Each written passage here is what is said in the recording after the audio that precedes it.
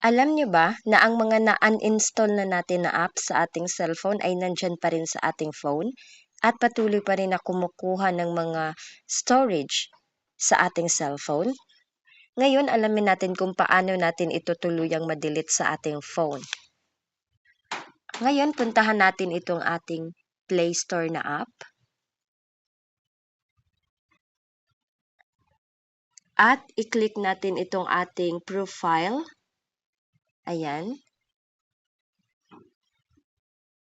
Ngayon, i-click natin itong Manage Apps and Device.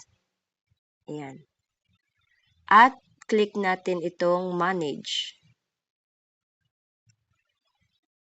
Ngayon, i-click na naman natin itong maliit na arrow at Not Installed.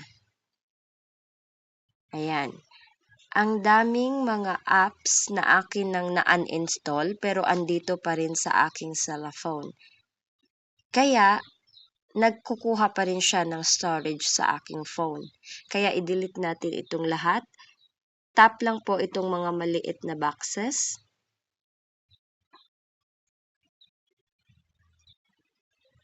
Ayan. At delete itong maliit na trash can sa itaas. Remove. Ayan. So, na-remove na natin o na-delete na natin ng tuluyan sa ating cellphone ang mga apps na iyon. Kaya thank you for watching.